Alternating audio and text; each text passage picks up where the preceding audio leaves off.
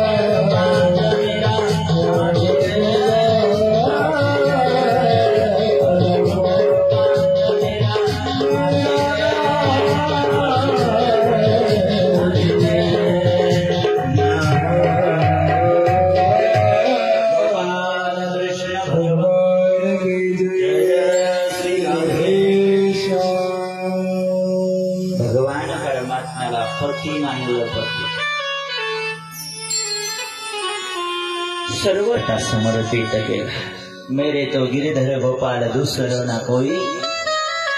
भगवंताला आपलं जीवन समर्पित केलं, जीवन समर्पित आणि भगवंताला पती म्हणून आराधना केली. आराधना काय भक्तीचा प्रभाव या मीराबाईंच्या जीवनाचा शेवट असा श्रेष्ठ प्रकारे झाला, असा श्रेष्ठ प्रकारे झाला की मीराबाई अंतिम काळी नृत्य करत करत टाळासहित चिपळ्यासहित भगवंतामध्ये कन्हैयामध्ये विलीन झाल्या. भगवंताला त्या ठिकाणी आपलं जीवन समर्पित केलं. पती बनून पती मानलं पती आणि भक्ती केली. भक्ती वेगवेगळ्या प्रकारे आपल्याला भगवंताची भक्ती करता येते. तैसाची गोपिका से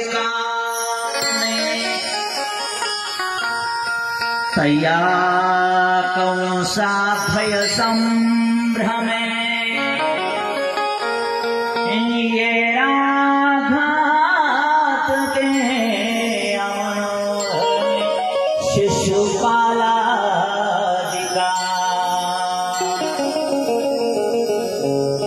भगवंताची भक्ती कशीही करता येते. गोपिका तैसा माऊलींनी सांगितलं की गोपिकांनी काम भावनेच्या रूपाने भक्तीला प्रारंभ केला होता. वैरी भाव त्या ठिकाणी मनामध्ये ठेवून कंसाने वैरी भक्ती केली. वैरी भक्ती. गोप्य कामात भयात कंस द्वेषाचैत्यादयो नृपः. गोप्य कामात भयात कंसो. भयाने भीतीनं कंसानं त्या ठिकाणी शत्रुता केली का नाही असं. रावण आई इत्यादी त्या ठिकाणी या राजांनी भगवंतासोबत वैर केलं. वैर भगवंतांनी सांगितलं हो मनुष्याने काहीही माझ्या नावाने करा, काहीही करा पण माझ्या नावाने करा, माझं म्हणून करा. कारण घर जाळणं चांगलं असतं का वाईट? झोपल्या का? घर जाळणं चांगलं का वाईट? वाईट.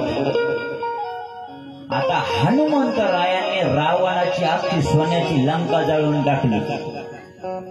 चांगलं केलं का वाईट? बदललं काय? अहो घर जाळणं चांगलं का वाईट हे सोडा. हनुमंतरायांनी जे घर जाळलं, घर म्हणजे लंका जाळली, देवाचं म्हणून जाळलं. आणि घर जाळणं जरी वाईट असलं तरी सुद्धा भगवंताचं होऊन, भगवंताचं बनून, भगवंताचं दास बनून देवा करता जर तुम्ही घर जाळलं तर तरी सुद्धा जय जयकार आहे ना जगामध्ये. किती जय जयकार आहे. एवढा जय जयकार आहे सगळ्या जगामध्ये. हनुमंतरायांचा जय जयकार आहे. उदय आहे की नाही? काय केलं हनुमंतरायांनी? घर जाळलं. घर म्हणजे लंका जाळली. लंका. अंजनीच्या सुता तुला रामाचं वरदान. एकमुखाने बोला बोला जय हनुमान. एकमुखाने बोला बोला जय हनुमान. अंजनीच्या सुता तुला रामाचं वरदान.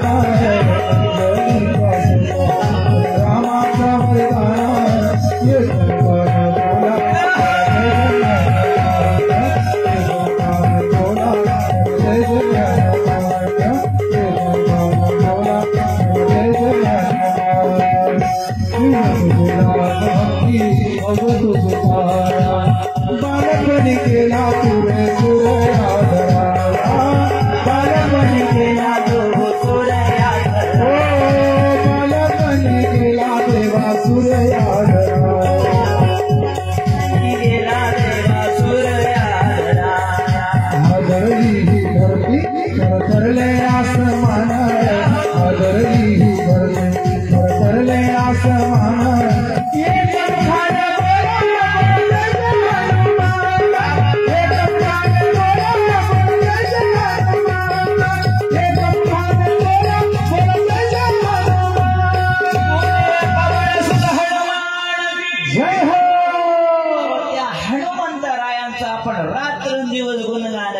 अंजनीच्या सुता तुला रामाचं वरदान. हनुमंतरायांची जय जयकार त्रिभुवनामध्ये आहे. देवाचं बनून घर जाळलं म्हणजे लंका जाळली. चोरी करणं चांगलं का वाईट? वाईट. चोरी करणं चांगलं का वाईट? वाईट. पण गोकुळामध्ये आपण ऐकलं ना परवा किती चोऱ्या झाल्या. एकावर FIR जरी नाही ना, काहीच नाही ना. अहो बाल गोपाळांनी चोऱ्या केल्या पण देवाला धरून केल्या. चोरी सारखं अतिशय निंद त्या ठिकाणी असलेलं कार्य सुद्धा जेव्हा देवाला धरून केल्या जातं ती चोरीच त्यांची भक्ती बनली. देवाचं बनून जे कार्य तुम्ही कराल ती भगवंताची भक्ती बनत. भगवान परमात्म्याचं भक्त बनावं, भगवंतासोबत त्या ठिकाणी एखादं नातं जोडावं. कोणतं नातं जोडावं? सत्राजित विचार करू लागला. पडल्या रात्रभर विचार केला सत्राजिताने. देवाचं आई वडील होता येईल का? नाही होता येणार. देवाचा जन्म झालेला आहे. मग देवाचं भाऊ बनता येणार नाही, बहीण बनता येणार नाही. मग कोणतं नातं करता येईल, आपल्याला जोडता येईल? तर मग सगळ्यात शेवटी कळालं देवासोबत आपण सासरा जावयाचं नातं जोडायचं. कोणतं नातं? सासरा जावया. आपण सासरीन देवाला जावई बनवायचं. आणि सत्राजित आपली सत्यभामा नावाची कन्या भगवंताकडे घेऊन आले आणि भगवंताच्या हातापाया पडून विनंती करून प्रार्थना करून भगवंताचा विवाह सत्यभामेसोबत लावून दिला. देवाचे 3 लग्न झाले, 3 विवाह संपन्न झाले. 16,108 लग्न लावायचे. बरं आपल्याला पुढच्या 5 मिनिटांमध्ये सगळ्यांनी बर काय नाही ऐका. देवाचे आतापर्यंत 3 लग्न झाले. ते पुढे यमुना मैयाचं कालिंदी बनून आले आणि यमुना मैयाने त्या ठिकाणी तपस्या सुरू केलेली आहे. अर्जुनाने भगवान परमात्मा जेव्हा यमुना मैयाच्या तटावर फिरण्याकरता गेले, अर्जुना बघ बरं कोण तपस्या करते. गेली ना अर्जुन गेला आणि विचारलं गेली कोण तपस्या करताय? हो. कोणा करता? या जगाचा जो चालक मालक आहे त्या भगवंतांनी या भूतलावर अवतार घेतलेला आहे. द्वारकाधीश कृष्ण भगवंत परमात्मा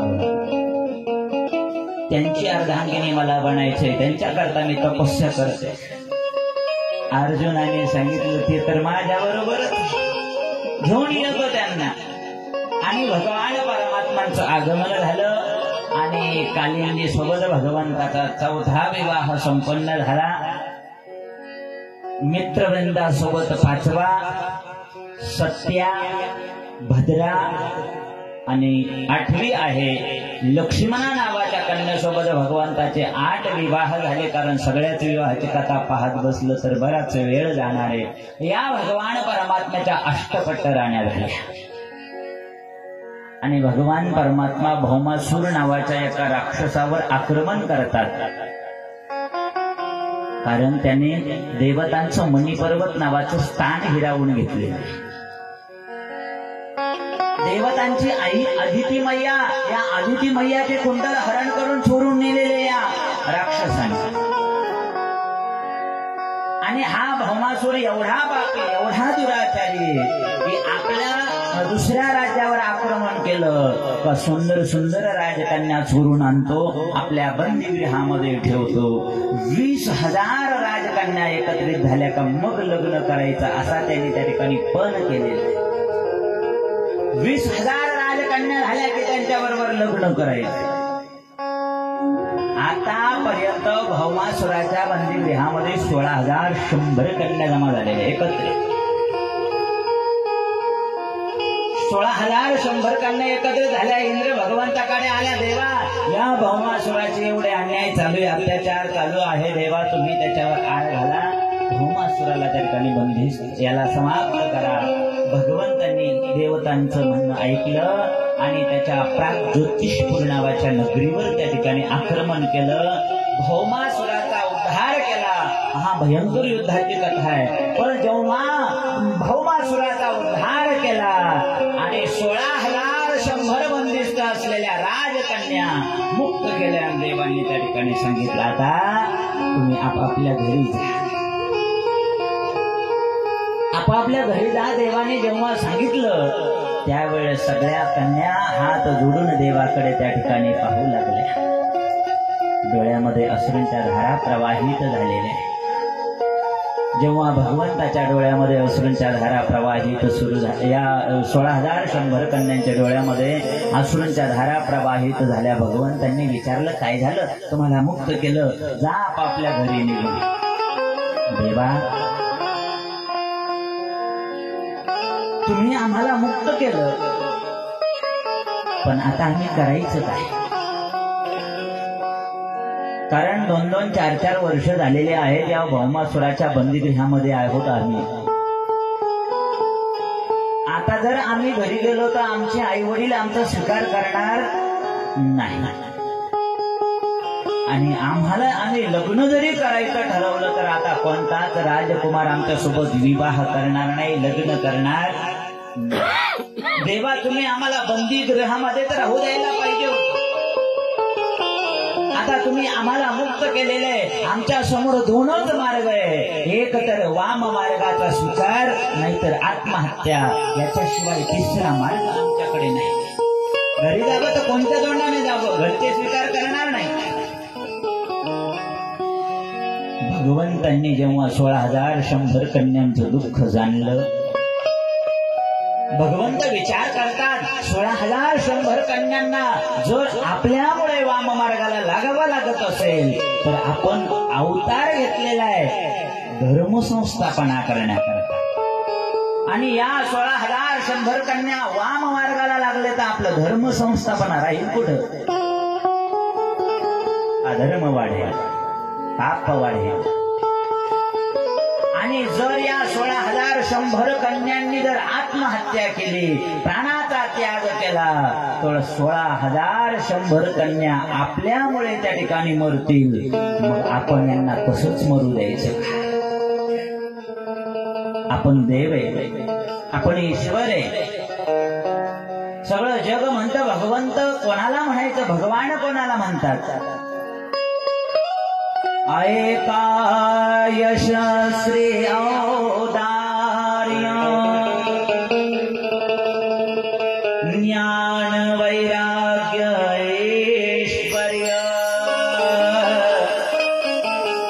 हे साई गुणवर्या वसती रे. भगवान कोणाला म्हणायचं? ज्याच्याकडे धन असतं त्याला धनवान म्हणलं जातं, ज्याच्याकडे विद्वत्ता असते त्याला विद्वान म्हणलं जातं, ज्याच्याकडे एखादा गुण असेल त्याला गुणवान म्हणलं जातं, आणि ज्याच्याकडे भग असतं त्याला भगवान म्हणलं जातं. भग म्हणजे काय? ऐश्वर्य समग्रष्ट 6 गुण त्याला भग म्हणलेले. ऐका यशस्वी औदार्य ज्ञान वैराग्य ऐश्वर्य हे 6 गुणवर्य वसती देत, म्हणून तो भगवंत. म्हणून त्याला हे 6 गुण ज्याच्याकडे आहे या 6 गुणांना भग म्हटलं जातं. आणि हे 6 गुण ज्याच्याकडे असतात त्याला भगवान म्हणले जातात. यश, श्री, औदार्य, ज्ञान, वैराग्य आणि ऐश्वर्य या 6 गुणांनी भगवंत परिपूर्ण आहे, म्हणून त्याला भगवान म्हणतात. माझ्याकडे एवढी सत्ता आहे, माझ्याकडे त्या ठिकाणी माझ्याकडे एवढा अधिकार आहे. या 16,100 कन्यांनी जर आत्महत्या केली तर मी धर्म संस्थापना करण्याकरता अवतार घेऊन माझा उपयोग काय?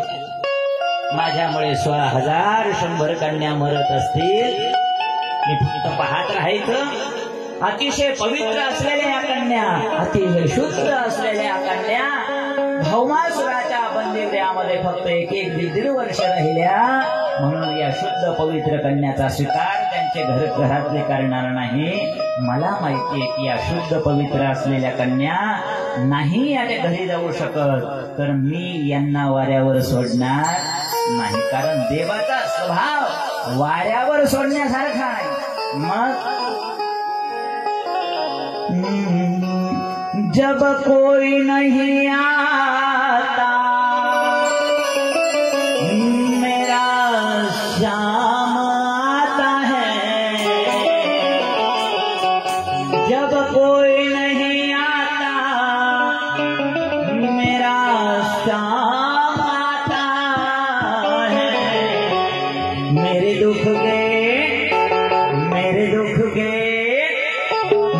दुख के दिनों में वो बड़ा काम आता है।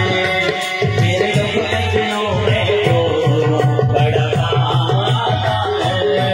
मेरे दुख के दिनों में वो बड़ा काम आता है।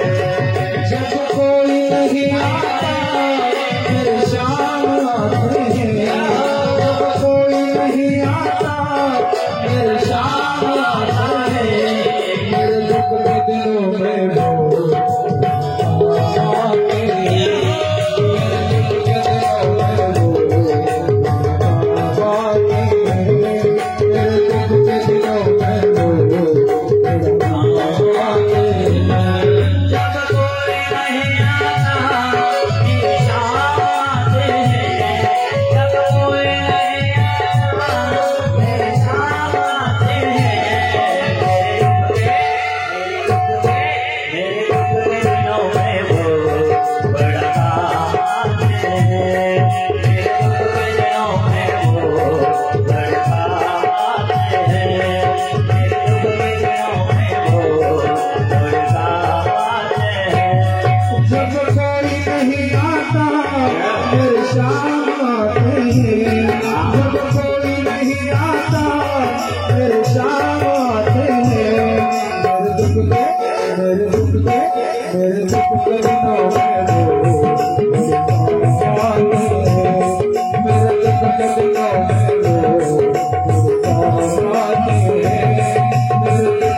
में वो आते हैं। गोपाल कृष्ण भगवान की जय हो।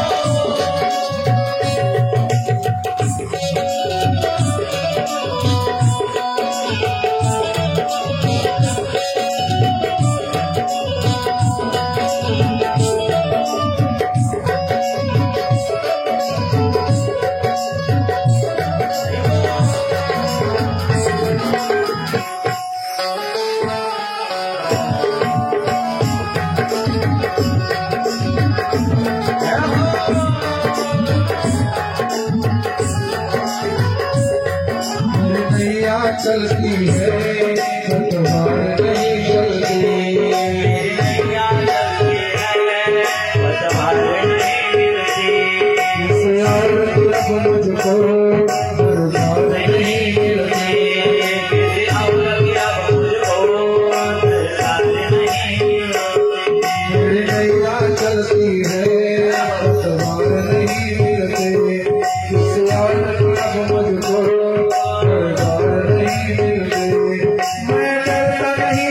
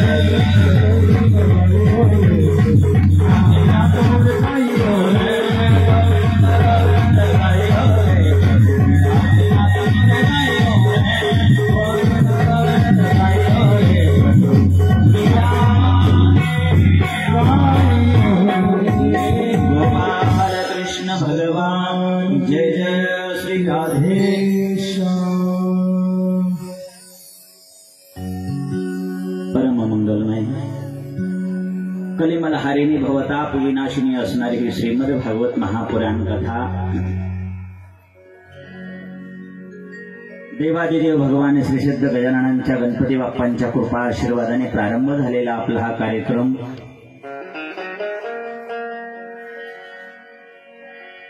आपल्या सर्वांचे श्रद्धास्थान, प्रेरणास्थान माझे सद्गुरुदेव भगवान परमपूज्य स्वामींचं आगमन या ठिकाणी झालेलं आहे. परमपूज्य स्वामींच्या प्रमुख उपस्थितीमध्ये श्रीमद भागवत कथा आपण या ठिकाणी रसपान करत आहोत. निमित्त आहे आपल्यामधून जाऊन ज्यांना 1 वर्ष पूर्ण झालं, कैलासवासी भाऊसाहेब शामराव चाळक सरांना जाऊन 1 वर्ष पूर्ण झालं आणि त्यांच्या स्मरणार्थ, त्यांच्या उद्धारार्थ श्रीमद भागवत महापुराण कथेचं या ठिकाणी आयोजन नियोजन त्यांच्या या परिवाराने केलेलं आहे. त्यांचे पिताश्री श्री शामराव अण्णा काळक, त्यांचे त्या ठिकाणी दोन्ही बंधू श्री गणेश चाळक, पोपडभाऊ चाळक, त्यांच्या धर्मपत्नी गंगाभारती मीनाक्षीताई भाऊसाहेब चाळक,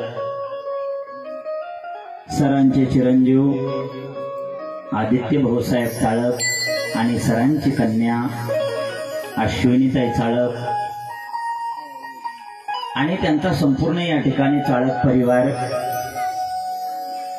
या चाळक परिवारावर प्रेम करणारे त्यांचे आप्तेष्ट, पाहुणे मंडळी, सगळे सोयरे, परिसरातील मंडळी, सरांवर प्रेम असणारे या ठिकाणी दूरदूरवरून या ठिकाणी पाहुणे मंडळी उपस्थित झालेले आहेत. कथेचा या ठिकाणी आज बोलता बोलता 7वा दिवस प्रारंभ झाला, 7म दिवस. आज कथेचा सांगतेचा दिवस. गेल्या 7 दिवसापासून आपण या कथेचं रसपान या ठिकाणी धर्ममंडपामध्ये विराजमान होऊन करत आहोत. आज या ठिकाणी हरिभक्तपरायण सुरेशजी महाराज आवारे उपस्थित आहे. महाराजांनी धन्यवाद. चला कथेच्या प्रथम सत्रामध्ये या ठिकाणी आपण द्वारकेतल्या अनेक लीला भगवान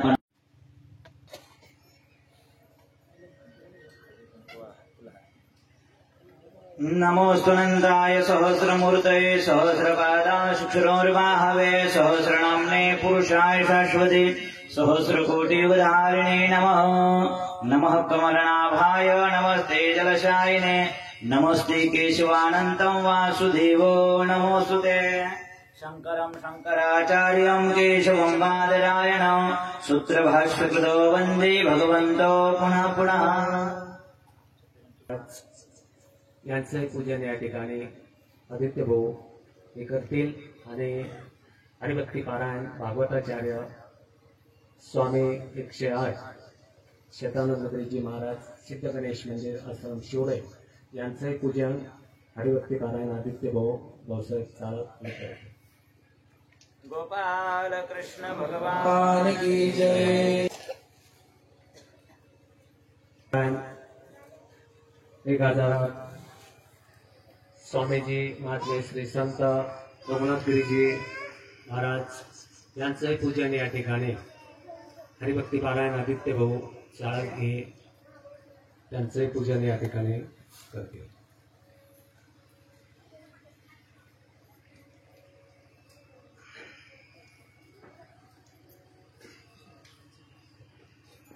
गोपाल कृष्ण भगवान की जय.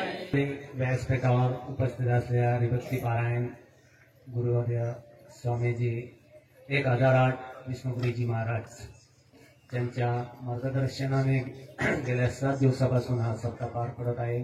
ते महात्मे श्री संत चाळक परिवाराच्या वतीने हरिभक्ती पारायण आदित्य भाऊ भाऊसाहेब चाळक हे त्यांचे पूजन.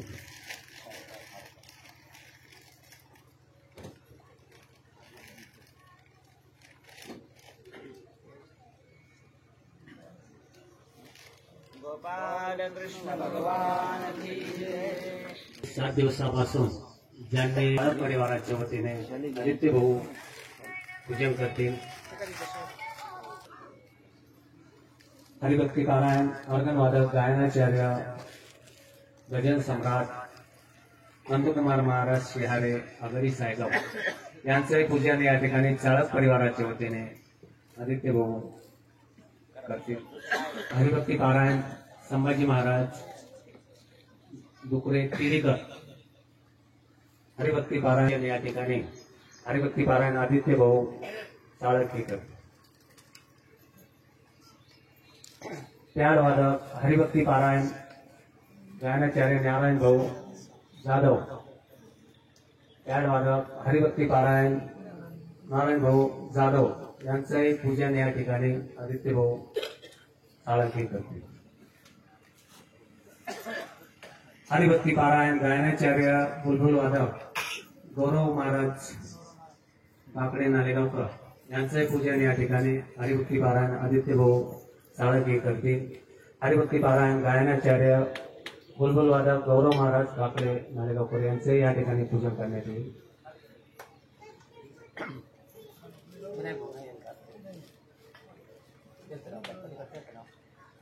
हरिभक्ती पारायण अजित महाराज कुमार यांचे पूजन या ठिकाणी बासरी वादक हरिभक्ती पारायण बासरी वादक अजित महाराज कुमार यांचे पूजन या ठिकाणी. दर्शन ज्यांनी केलेलं ते विनायक महाराज जाधव उपस्थित नाही त्यांचे देखील चाळक परिवार आभारी आहेत. त्यांनी उत्कृष्ट या ठिकाणी आपल्याला डोळ्याने बघता यावं आणि कानाने भागवत कथा श्रवण करता यावी असं उत्कृष्ट पात्र ज्यांनी बनवलं होतं ते कथेला भेट देण्यासाठी हरिभक्ती पारायण भागवताचार्य संतोष महाराज गायकवाड नालेगावकर हे या ठिकाणी आवर्जून उपस्थित झालेले त्यांचे पूजन या ठिकाणी विनंती की त्यांनी महाराजांचं पूजन करावं. हरिभक्ती पारायण भागवताचार्य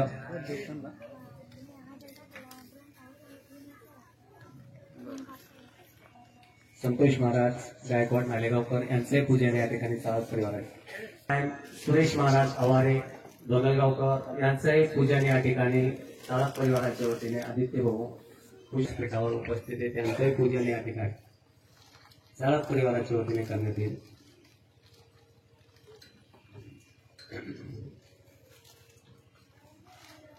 या ठिकाणी या सप्ताहाला भेट देण्यासाठी हरिभक्ती पारायण विनोदाचार्य कोटी सम्राट वारकरी संप्रदायाचे तालुकाध्यक्ष हरिनाथजी महाराज ढंगारे हे या ठिकाणी आवर्जून उपस्थित झाले. त्यांचंही पूजन या ठिकाणी चाळक परिवाराच्या वतीने करण्यात येईल. या ठिकाणी हरिभक्ती पारायण विनोदाचार्य कोटी सम्राट वारकरी संप्रदायाचे तालुकाध्यक्ष हरिनाथजी महाराज ढंगारे यांचंही या ठिकाणी पूजन करण्यात येईल.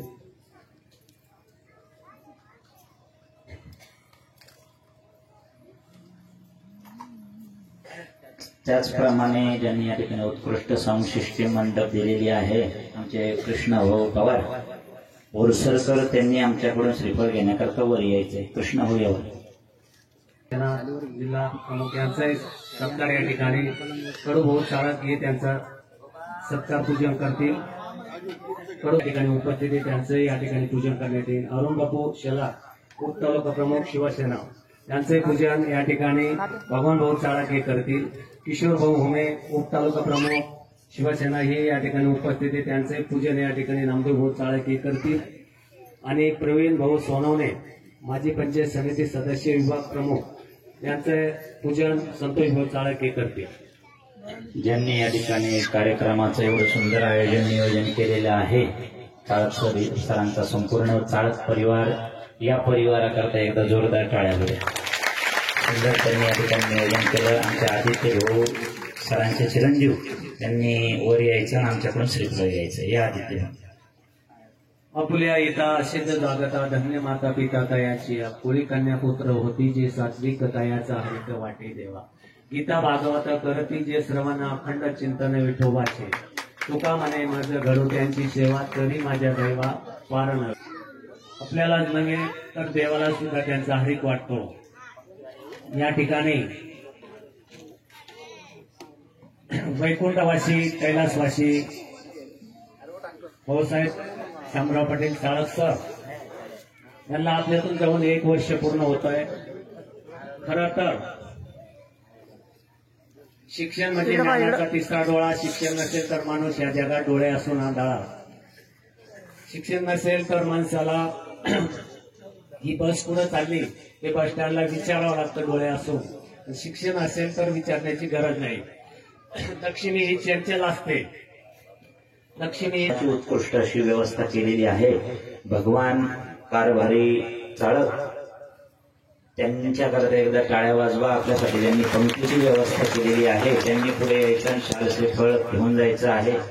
असे आपल्या सरांचे लहाने चुलते भगवान कारभारी व चाळक, त्यांना या ठिकाणी खूप खूप धन्यवाद. त्यांनी अगोदरच सांगितलं शाल श्रीफळ काही घेणार नाही. याचा आशीर्वाद, संतांचा, स्वामींचा आशीर्वाद त्यांना प्राप्त हो. आणि आज दुपारची त्यांनी चहा या ठिकाणी बनवली असे सोपान दमाळे आणि माधव बाबाजी वैष्णव त्यांनी यायचं आहे आणि स्वामींच्या हस्ते शाल श्रीफळ घेऊन जायचं आहे. त्या नाव घेतल्याबरोबर लगेच या पग बनवला. आचार्याचं काम ज्यांनी केलं आपले संतोष सोपान चालक, संतोष भोनी पुढे यायचंय आणि स्वामींकडून शाल श्रीफळ घेऊन जायचं आहे. या संतोष उद्या या ठिकाणी श्राद्धाचा कार्यक्रम आहे. श्रीमद भागवत कथा 7 दिवस ऐकली म्हणून काल्याचंही कीर्तन उद्या सकाळी या ठिकाणी 10 वाजता होणार आहे.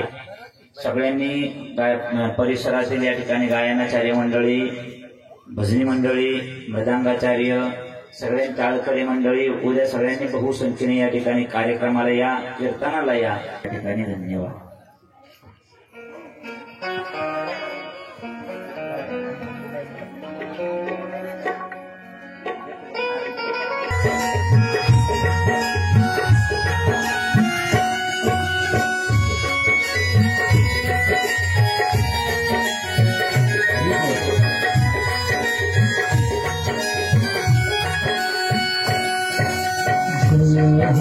जय श्री भागवता